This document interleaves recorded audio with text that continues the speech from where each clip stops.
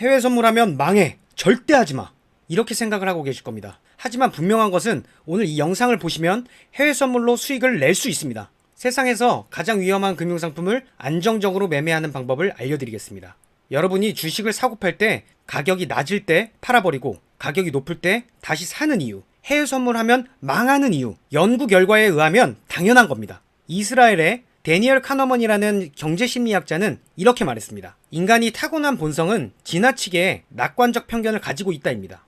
우리는 그 누군가에게 추천 종목을 듣고 매수하였을 때 지나친 장밋빛 미래를 상상합니다. 얼마까지 갈 거래? 그럼 얼마를 넣어야 얼마가 되는 거지?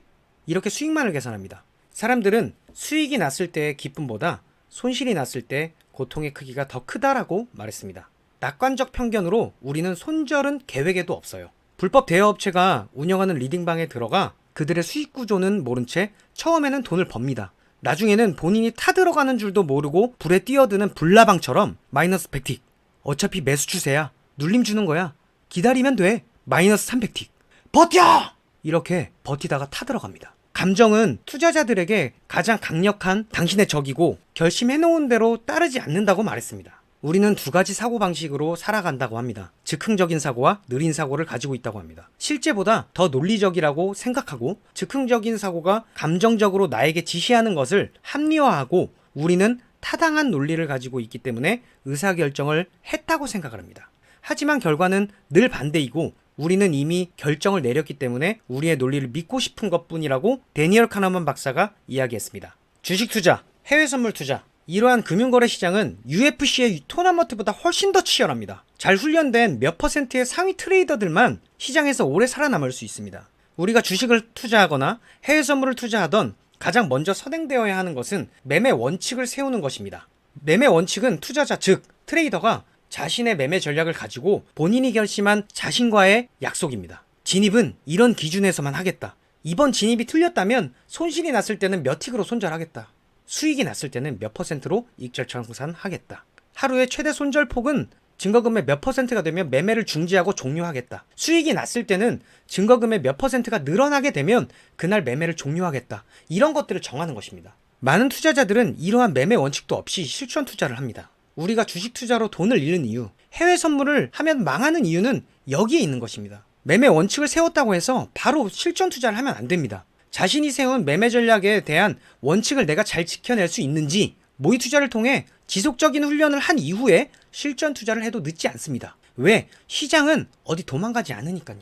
자신이 세운 매매 전략이 수익과 손실에 대한 통계를 자기 자신이 알아야 합니다. 그 통계는 본인의 매매 성적표입니다. 수험생이 본인의 성적을 알아야 어느 대학에 들어갈 수 있는지 정해져 있는 것처럼 동일한 매매 전략으로 본인의 매매 성적을 점점 높여나가야 합니다. 주식 투자로 예를 들어 보겠습니다. 자신의 매매 전략상 삼성전자가 7만원에서 매수하는 게 진입 타점이라고 가정을 해보겠습니다. 손절은 10%로 정했습니다. 익절청산도 10%로 정했습니다. 이렇게 정하고 7만원에서 매수했는데 수익이 나서 익절청산 가격인 77,000원에 갔는데도 장밋빛 미래를 상상하며 더 갈 거야 욕심내고 마이너스 10% 손실이 나서 63,000원이 되어도 반등할 거야 하고 손절을 자르지 않는 것입니다. 손실은 인정하면 됩니다. 그래야 성장할 수 있습니다. 매매 원칙을 세웠다고 해서 그 원칙은 노트에 한번 적어 필기한 것뿐이지 자기 것이 아닙니다. 세계적인 축구 선수들은 머리로 생각하고 행동하면 그 순간을 놓쳐버리기 때문에 끝없는 훈련으로 동일한 상황이 왔을 때 몸이 먼저 반응하도록 훈련합니다. 트레이더의 훈련도 이와 마찬가지입니다.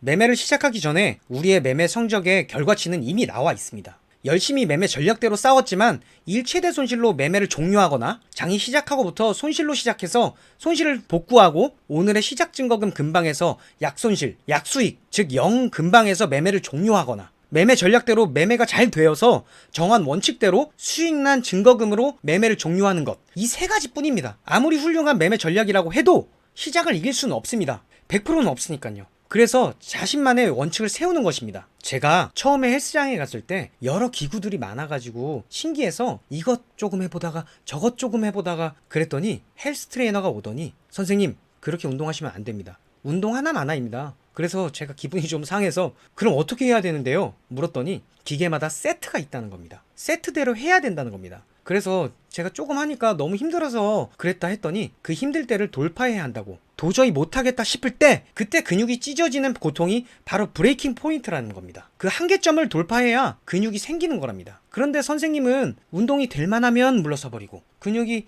생길 만하면 물러서 버리니까 항상 힘드신 거라고 그날 헬스 트레이너 따라하다가 죽을 뻔한 기억이 있습니다. 이처럼 우리 트레이더들의 훈련도 마찬가지입니다. 원칙을 세우고 지키려고 해도 잘 안 될 겁니다. 하지만 죽을 만큼 힘들어도 그 한계점에 이르는 시점을 견뎌낼 때 원칙 근육이 생겨야 일관성과 연속성 있는 매매가 가능해지고 누적 수익으로 쌓여가는 상위 트레이더 길로 갈 수 있는 것입니다. 분명히 가능합니다. 꼭 매매 원칙을 세워보시고 원칙 근육 키우셔서 상위 트레이더가 되시길 응원하겠습니다. 시청해주셔서 감사합니다.